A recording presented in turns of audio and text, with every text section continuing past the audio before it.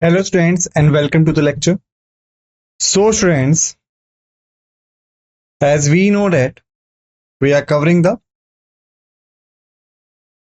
voting behavior, all right?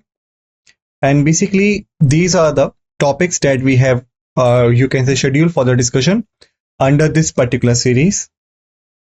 Like starting with the history of democracy and voting, importance of voting, historic vote, legal framework, election machinery, thereafter the political landscape and the party participation, election outcome, voting and approach, explanation, meaning of voting behavior, significance of voting behavior, determinants of voting behavior, role of media in elections and the voting behavior. Okay, so these are the topics that we are, you can say, going to see in this particular lecture. So basically we have done so far with the history of democracy and voting. Okay, this is the topic that we have completed so far. The topic on which we have been discussing is the importance of voting. All right, and basically the topic that we are left with is the historic vote, legal framework, election machinery, political landscape and party participation, election outcome, voting and approach, explanation, meaning of voting behavior, significance of voting behavior, determinants of voting behavior, role of media in elections and voting behavior. Okay, so these are the topics that we are going to see in this particular lecture, and you can say that this is the picture that we have created so far altogether. All right, so basically in the previous lecture we had discussed about the approval voting, and even we have revised about the first past the post system and the proportional representation. We had discussed like how in the 13th century the Venice had established the council of 40 members, that is known as the Great Council.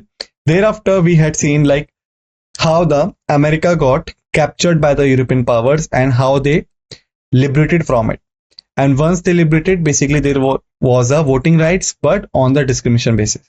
Like only the white population would have the right of voting and the black population did not have. But then we discussed over the period of time, the things were changed. Okay, so these were the things that we had discussed. Even I had told you the story of European voyages to the USA. Now basically in this lecture we are going to start with an topic that is the importance of voting. Okay, that is the importance of voting, like why the voting is necessary in the course of pursuing the democracy. So about the in the previous lecture I have told you about the Abraham Lincoln. Okay, Abraham Lincoln, that he was the US president. But before we start with today's lecture, let me ask you the one simple question.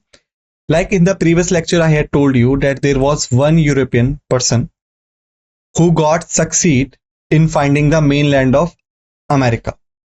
So what was the name of that person? You have 30 seconds to think about it and your time will start now.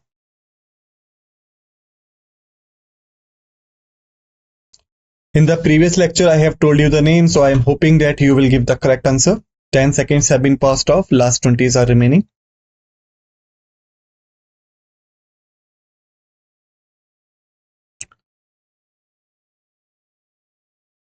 Last 10 seconds.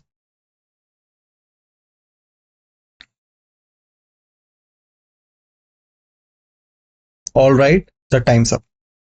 So basically the person name was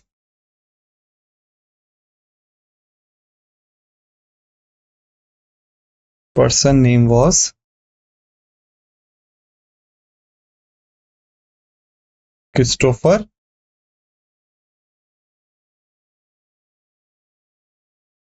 Columbus. Even today if you see the dollar, then you will see his picture on the dollars. All right, so that was the question. Now come to the topic. Abraham Lincoln basically gave the idea of democracy, like he explained the democracy as the of the people, by the people, for the people.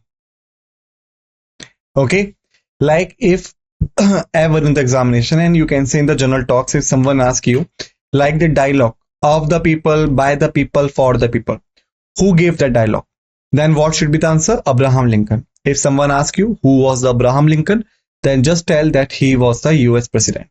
All right, so basically let me tell you the interesting fact. Like most of the people, you can say many of the people could easily find out and could easily answer you that who gave the idea of democracy as the of the people, by the people, for the people. Okay, that statement could easily be find it out. But if someone asks you like what was the implication of this particular dialogue, why the Abraham Lincoln said this dialogue, or you can say what was happened behind this particular dialogue and why we are studying this right now. Like right now, I'm not asking you about the topic, about the of the people, by the people, for the people, who gave this and all. I'm not asking you that. What I'm asking you, like, who was the one who gave this and why he gave this? What was the application of this? Okay. First answer, Abraham Lincoln gave this. Second option is why he gave this and what are the implication of this? You don't know. All right. So let me tell you the second answer, why he gave this dialogue. All right. So basically, Abraham Lincoln was addressing the assembly. All right. And basically, he was honoring the sacrifice of the people who gave the sacrifice while fighting the colonizers. All right. Or you can say while fighting the outsiders who had captured the country. All right. So basically, that's why he gave this idea. All right. Of the people, by the people, for the people.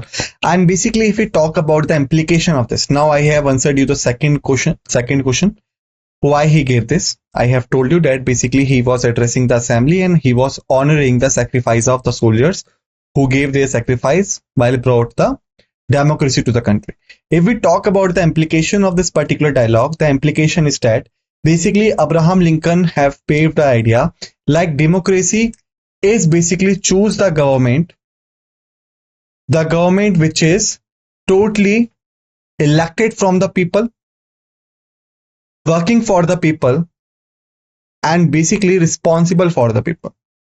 Okay, like the government has been elected amongst the people, like the candidates who got elected to the government, they belong to our society. They elected by the people. The people is the one who vote in the elections, then the candidate elected to the government. For the people, it means the government is totally responsible for the people, for those who elected them to be the part of the government. All right. That is the implication. First, of the people, the candidates selected amongst the society in which we are living in. By the people, we are the one who select them. For the people, they are totally responsible for ourselves. Okay. So basically, after answering all the three questions, now let's move forward. So the voting empowers the individuals by giving them a sense of ownership of their government. Ownership of their government means like if we talk about the you can say autocracy. Okay, so difference between the democracy and autocracy is that basically in the autocracy there is the king rule. Okay, there is the ruler who will rule the country. All right, and the position is hereditary. It means that once the ruler got died and eliminated, the power of running a kingdom will automatically transfer to his next kin, or you can say to the person whom he has nominated. All right, that is the autocracy. So in the autocracy, the normal person not have the ownership of the government. It means that the normal person have nothing so that he could replace the government if he is unsatisfied with the government. Okay, so basically that's why it is called the no ownership of the government which is ruling them. All right, but if we talk about the democracy, because the people having the power that they could remove the government if they are unsatisfied with the people, and because people are the one who elected them, that's why the government are responsible to the people, and that's why it is known as the ownership of their government. Okay, and technically you can say, suppose if you are running a shop, all right, you are running a shop and you have hired someone, okay, who will work for you, all right, for a certain period of time. Then what is happening? Like you are honor in a particular manner to that person. The person who got hired by you is responsible for you, all right, and whenever you want to remove it, you can remove it. Similar pattern is there. Like if we talk about the democracy, in democracy the people elected the person, okay, hired the person technically to work for them, and if the people seems that the candidates who got elected and who got hired, they are not working as they required to, then the people could remove them. Okay, but in the first example, when you were running a shop, okay, so how you elected the person, how you hired him? By paying him the salary. Salary is the tool that you are using to make the person work for you, to you can say make the person responsible for you. Similarly, when we talk about the democracy, then how do you elect the persons to run the government, and how you could remove them if they are not working well? So basically the tool in the democracy that we use is the voting.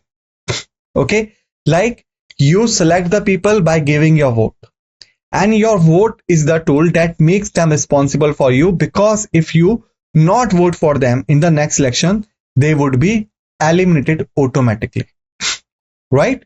That is the thing. So basically that's why they do not have ownership of the government. Sorry, you have the ownership of the government, all right? So it also makes the government more responsible and accountable. Why? Because those who got elected to the government because of your votes, they could not be remain in the government for the indefinite time period. Okay, there is a particular definite time period. Like if we take the example of India, in India there is a definite time period of 5 years, right? Those who got elected to the government, they could hold their positions for 5 years. After 5 years, again the elections would be conducted, and again the people will decide whether they want to re-elect the persons or whether they want to choose the alternative of them. Okay, that's why the government become responsible, because they have got the vote of the people, then only they could form the government. Accountable, because in the next elections the people could easily replace them. So if they are not accountable, they won't be able to sustain their position in the next elections.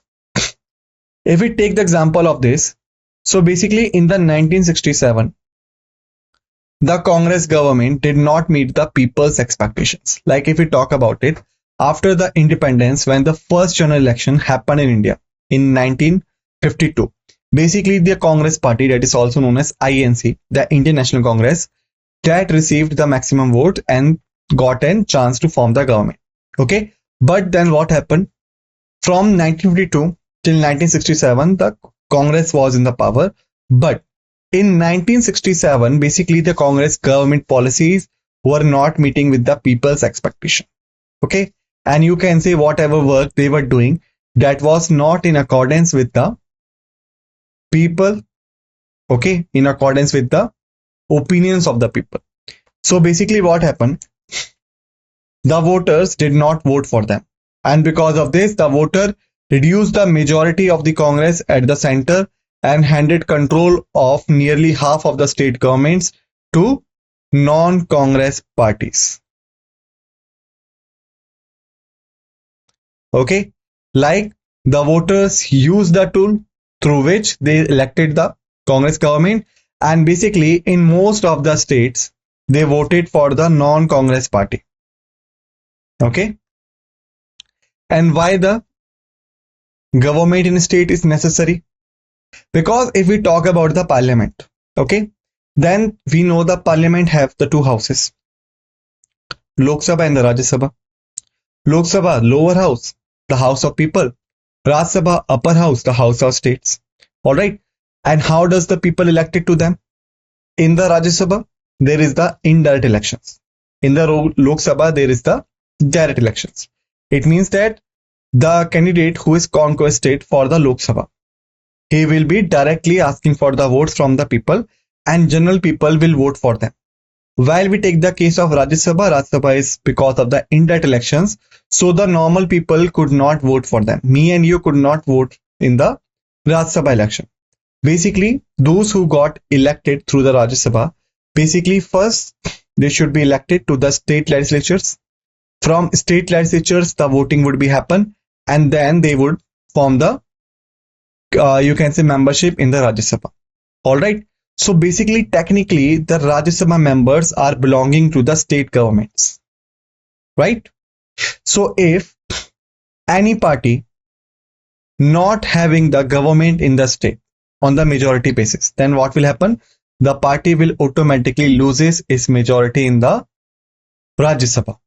Okay, and that will hamper the passing of its policies and all, and that will automatically, you can say, work negative for the party. Why? Because the party won't be able to pass the various laws and bills, and the people's expectations will not meet. And because of this, what will happen? The people in the next election will not choose the party, and the party will automatically loses the majority. Similar things that happened in 1967, like the Congress government that had the security, or you can say the majority at the center. Why? Because most of the states had the Congress government. But in the 1967 elections, voters basically reduced the majority of the Congress at the center. It means that in the Rajya Sabha and Lok Sabha, by giving vote to the state governments that were of the non-Congress parties. Okay. So by voting, people can determine the direction of change and development in their country. Okay, like if there is some political party that is directed the nation towards some direction, okay, and if the people feels that that particular direction is not feasible for their country, and you can say it's not good for their country, then what they can do? They could vote against the government. All right, and if the government loses the majority, then what will happen? They have to resign and the new government would be elected. So that's how the direction could be changed, and even the development phase could be changed. Okay, so technically the power lies with the voters of running the country. Additionally, voting allows individuals to express their views on their country, local consistency, specific candidates through the ballot box. Okay, like we know, India is the world's largest democracy, and Indian election is the world's largest event of elections. Okay, so basically we talk about the Indian elections. In the Indian elections, what generally happens? Every party that is conquesting in the elections. Okay, every party that is conquesting in the elections, these parties basically present their manifestos. Okay, like they do the promises with the general people, and they try to convince the people, like if the people vote for them and if they got elected to the center or the states, they will bring these policies in reality, this and all. Okay, so there is a manifesto. Some of us likes the manifesto of A, some of us likes the manifesto of B, some of us likes the manifesto of C, some of us likes the manifesto of D, and some of us likes the manifesto of E. It means that we are living in the same society, we are belonging to the same group of people, but our opinion for the locality, specific candidates, and you can see the policies and all differs from each other. All right. So basically, if I like the manifesto of party A, then I will vote for A. If you like the manifesto of party E, you will vote for E. If you like the manifesto of party B, C, D, then you will vote accordingly. All right. So basically, the voters or the individuals expresses their views, because if they are supporting one party, it means that they are automatically supporting the policies of that particular party, and they are expressing their views that yes, they belong to that particular mentality, they belong to that particular observation. All right.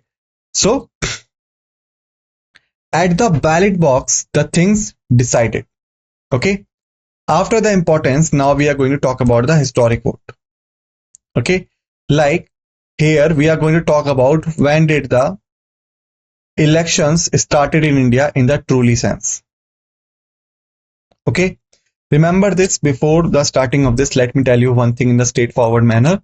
Basically, when the Britishers were ruling in the India, okay, so in the 1861 they opened their councils for the Indians, all right, but the Indians who got there, they were nominated or appointed, but not elected. Remember my words, what I'm saying. They were nominated or appointed, but not elected. Okay, so basically, after the period of time, the elections were there, but not on the basis of universal franchising, because the Britishers granted the voting rights only to the people who were educated, okay, who belonging to certain class. The voting was not, you can say, available for each and everyone. All right. So basically, after the independence, when we got independence and we brought the idea of universal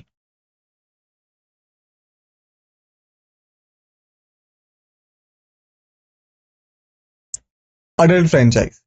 When we got the idea of universal adult franchisee, basically for the first time the elections were held in India in the proper manner. Okay, and that only we are going to discuss in this particular topic.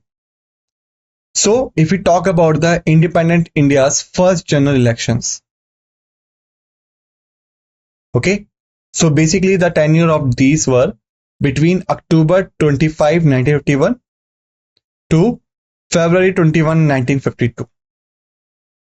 Okay, so between these months, between these dates, between these years, the first general election of independent India was conducted.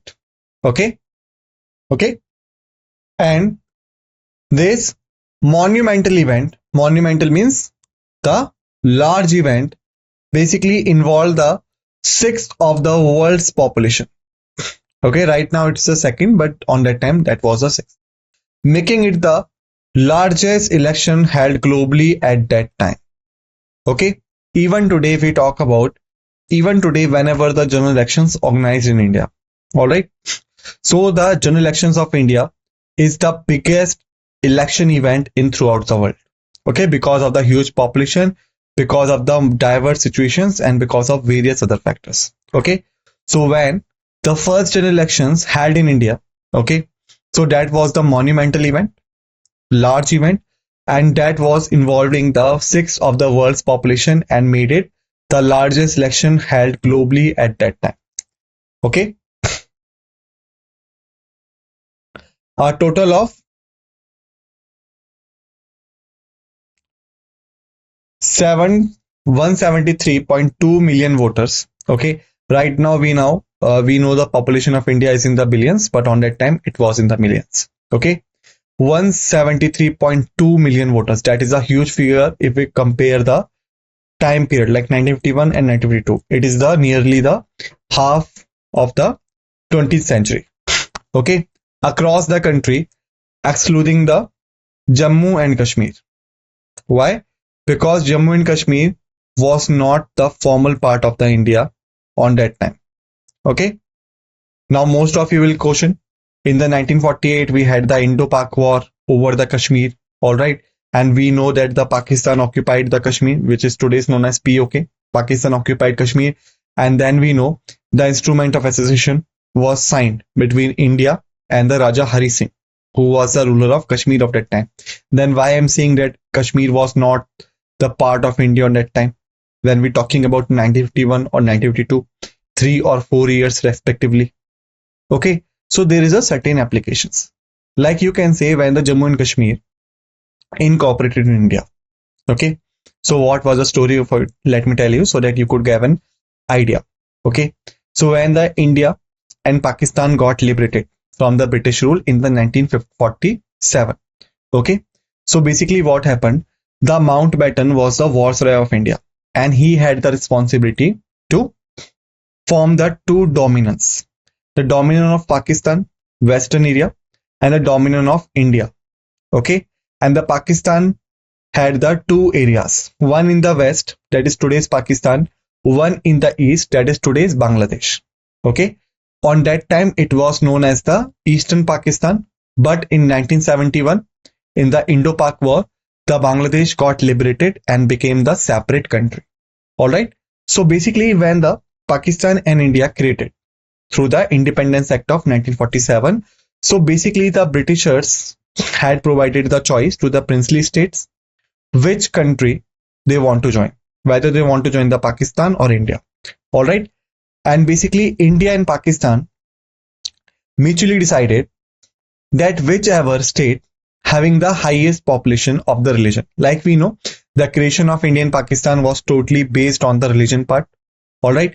So if the population is Muslim, they should join the Pakistan. If the population is of Hindu, they should join the India. Okay, that was a thing. So basically, the Junagadh and the Hyderabad, these two were in India. The population were largely of the Indians, Hindus, but the rulers were Muslims, so they were demanding to join the Pakistan. But because of their critical location, like if we talk about Junagadh, that is in the middle of Gujarat. If we talk about Hyderabad, that is in the Andhra Pradesh and Telangana. All right. So basically, due to these reasons, the Indian government denied and the Indian government captured it. But the case of Kashmir is quite different. Why?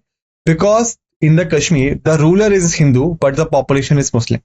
So the Pakistan side decided that they should take over the control of Pakistan. Why? Because, they should take control of Kashmir. Why? Because the population is Muslim and the ruler is Hindu. As per the agreement, if the population would be Muslim, they should join the Pakistan. But Raja Hari Singh was planning not to join any country. He did not want to join India. He did not want to join Pakistan. He wanted to remain as separate. But then what happened? The Pakistan launched the attack on the Kashmir. All right. And basically the army of Kashmir was not so much capable to stop the Pakistani forces. Okay. In pressure, Hari Singh demanded the Indian forces to retaliate with the Pakistan, and Indian government basically demanded that Indian forces will not land on the foreign soil. So if the Kashmir want our help, then they should merge with India, and on that time the instrument of association will sign. All right. But there was condition, like Raja Hari Singh and his secretary, okay, Khan Abdullah, they paved a demand that when they would join India, okay, still they want us protection for the interest of Jammu and Kashmir. So that's why there was the creation of special position for Jammu and Kashmir. Okay. And the Jammu and Kashmir got their separate constitution, the flag and the governance in the 1957. And here we are talking about 1951, 1952. That's why I told you that this is not the part of India or that time. However, it was incorporated in India in 1948, but still the status and all took thus, you can say 9 years to get merged with India properly. And even in 1957, when the special position was created, it was not an integral part of India. Okay, it would become in or on 5 August 2019, when the special position was revoked and formally the Jammu and Kashmir became the part of India with all. Okay, so basically in the 1951 and 1952 elections, basically 173.2 million voters across the country, excluding the Jammu and Kashmir, registered themselves, and the 45% of them being the women. This marks the first instance of universal adult franchisee on such a large scale, because I have told you, once we adopted the constitution and once we paved the way for the democracy and voting, basically we promoted the idea of universal adult franchisee. Okay, with 176 million eligible voters above the age of 21, because on that time the age was 21, and then by the 61st Amendment Act of 1989, the age was reduced from 21 to 18. Okay, and of 82% of whom were illiterate. It means that we didn't, you can say, present any criteria for the eligibility. Okay, so students, basically in this lecture we have finished till here. In the next lecture we will continue from here. Till then, just revise the facts and figures that all we have discussed in this lecture. Be ready for the another lecture. With this note, let's end this lecture, and what we say thank you.